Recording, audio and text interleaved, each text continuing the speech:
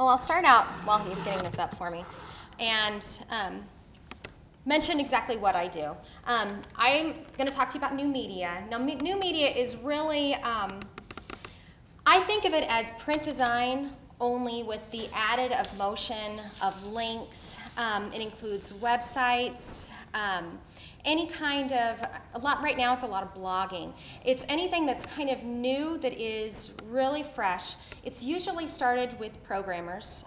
Oftentimes, the programmers are the ones that kind of get this whole ball rolling. And then designers start realizing, hey, I can make this look a lot prettier than a programmer does. And so then we kind of go in and take over the whole field and make it to what it is.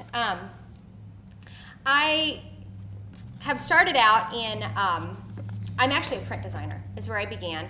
And I'm pretty good at print design. I know what I'm doing.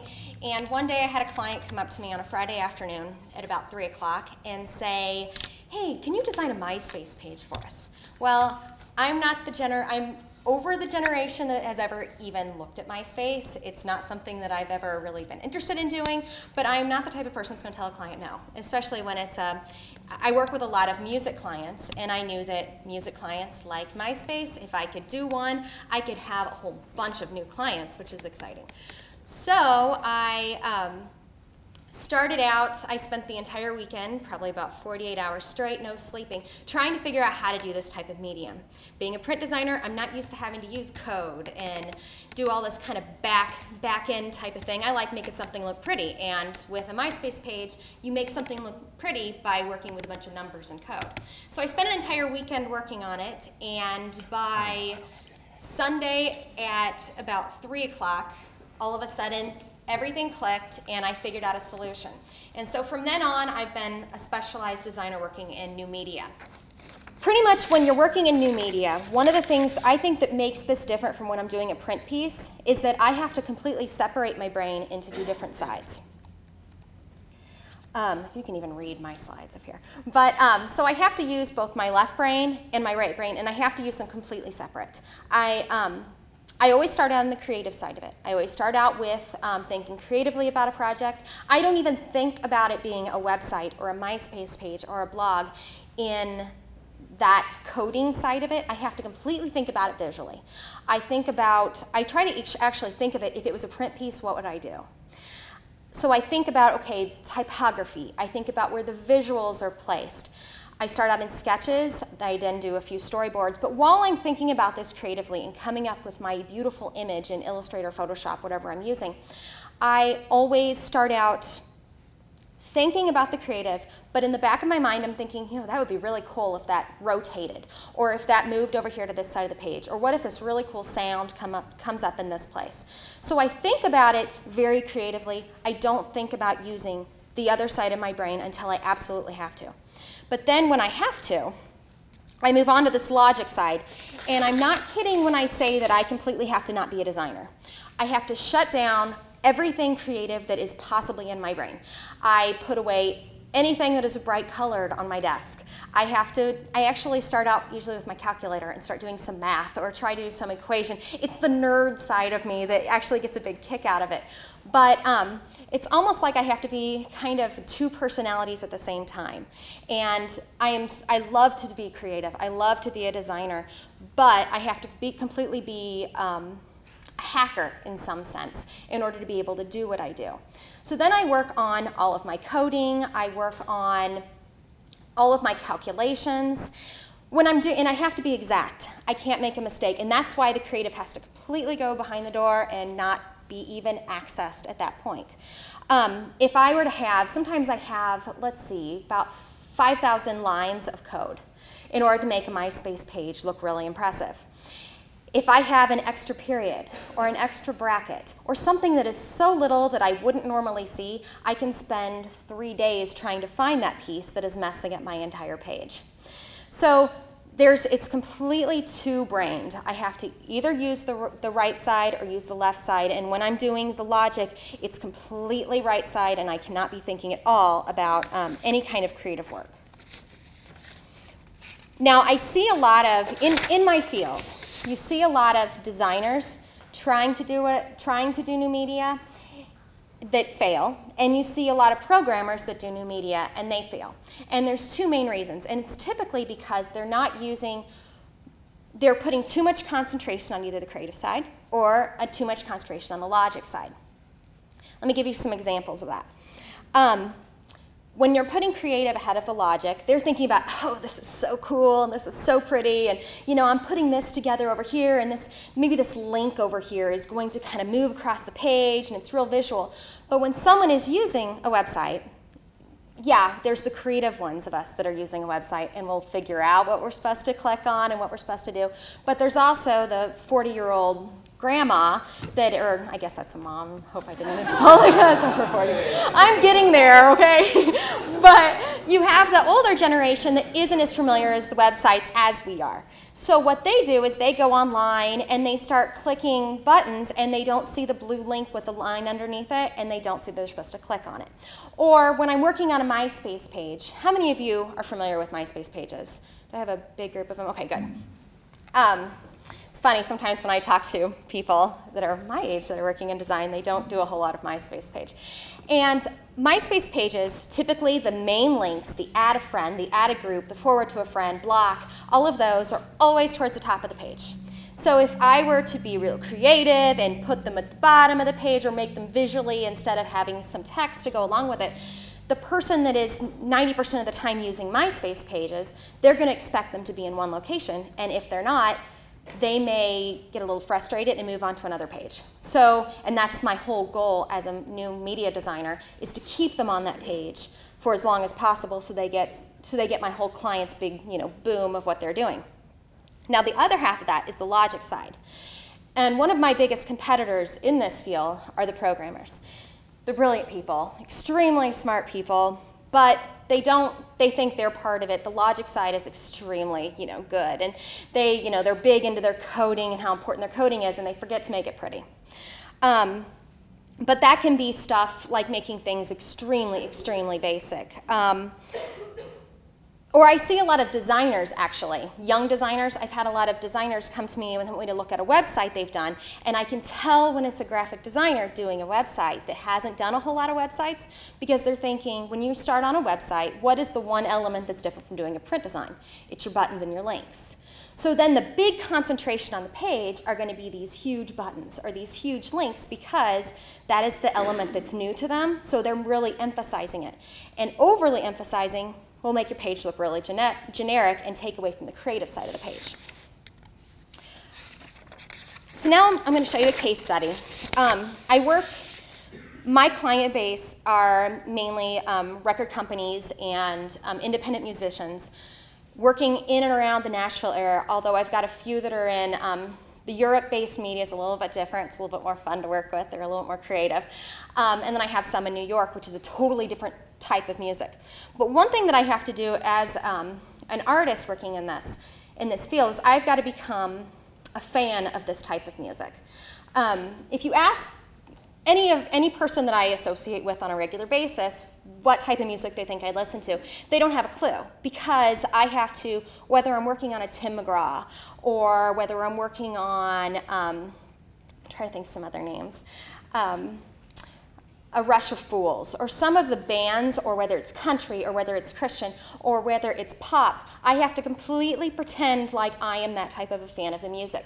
If, for some reason, I'm not getting the music, then my art is going to show that I'm not getting the music. So a lot of times it's easier when it's a big name. When it's a big name that you're working on, I can see what else has been out there, what else they've done, and that helps to get me kind of inspired. There's fan sites. You can kind of start listening to what the fans are thinking, and they're really into their artists. But when it's a new group, that's when it becomes a little bit more of a challenge, because you're trying to brand who this actual artist is to the people that are listening to their music. And it can make or break them.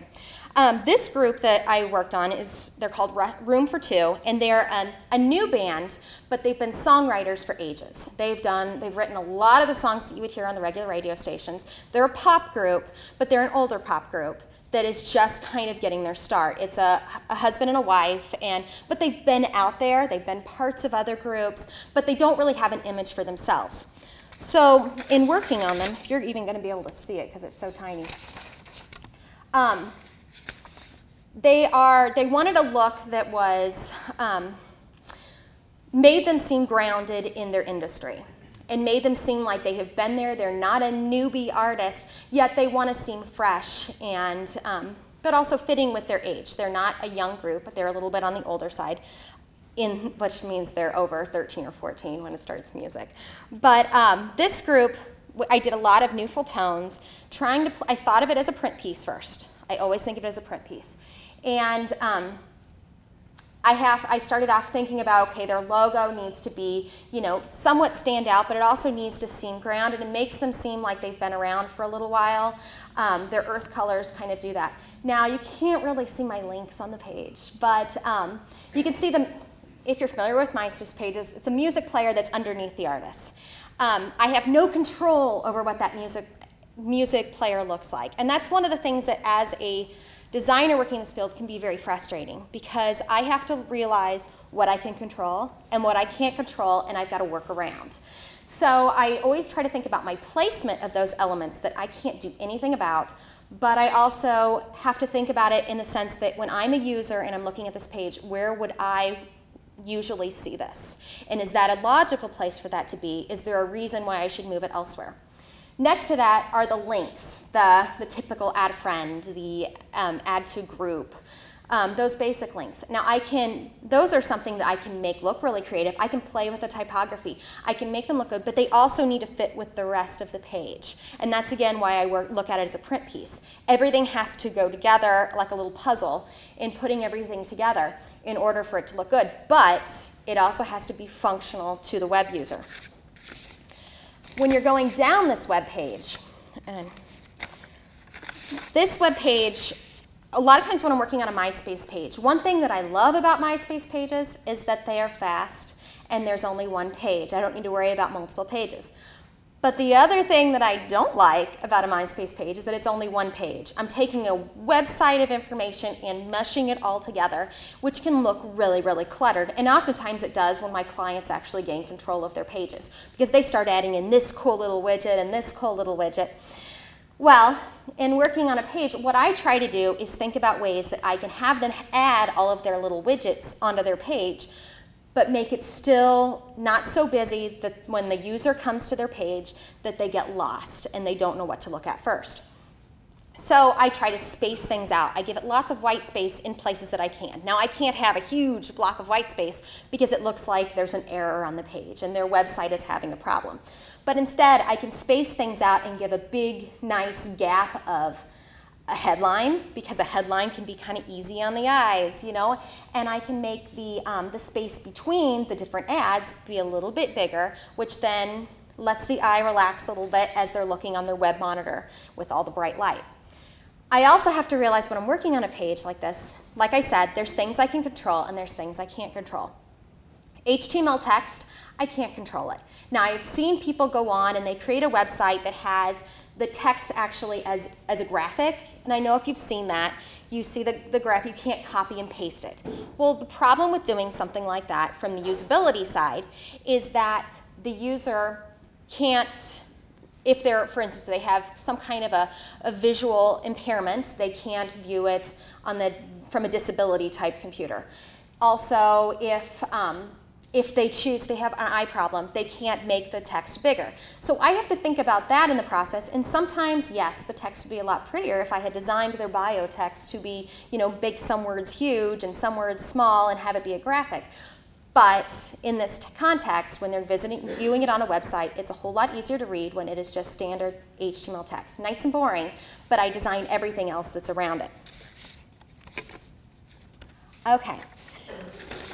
This page, I wanted to show you some of these widgets. Now the widgets are the little graphics. They're banner ads and things that can be really cheesy. I'm not designing those, so I have no control of who's designing it. For all I know, it's their 12-year-old child that's sitting at home making this, here mom, here's a cool banner ad I want to put on your MySpace page. And that's often what happens. So I have to take everything that I design on the other side of the page and make sure that it has enough attention that it's not that it's grabbing the attention of the user back to the content of the page and not just as much on the banner ad, but it also can't compete with it. Because I do want their banner ads to get noticed, and because that's how they're making money, and that's, you know, that's what's important to the client. One thing that I do graphically, as I've been talking about compromise a lot, and I make a lot of compromises as a designer. In that, you can hardly even see it here, but you can see the two little buttons on the side under leave a comment. Under the leave a comment, I have a form field. Now, it's got a border around it, and it's got two standard looking buttons. I use the standard looking buttons because I've not made this text box be the white or gray box that you typically see on a website. So, because I've compromised and made that look a little nice, I'm using the standard buttons so that the person coming on the website, they're not overwhelmed with this tons of creativity. They don't know they're supposed to leave a message in that box. So it's just a matter of, you know, give and take. And I'm a control person, so being in MySpace design and new media design is a challenge. But there's things I can control and things I can't control, and the things that I can control, I need to work with the things I can't. So it becomes a little bit of it's a fun field to be in, but it's a challenge.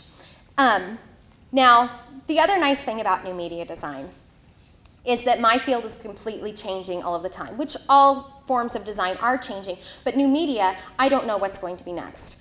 You know, right now there's a lot of talk about all websites are going to be going to blogs and things like that. So as a designer, I have to constantly be researching. It's 20 times worse than when I was in school because I don't have a professor telling me actually what I need to be studying and what I need to be looking at. Instead, I have to constantly be up to date on all of the magazines, not only the magazines on designs and what's happening in the design world, but what's happening in the program world. Because as soon as the programmers figure out how to do something, then I'm going to be able to go out there and start designing that same field. So it's becoming a little bit more of a nerd and learning a totally different field than what I do so that I can manipulate it to be a design field. And that's all I have without my presentation. But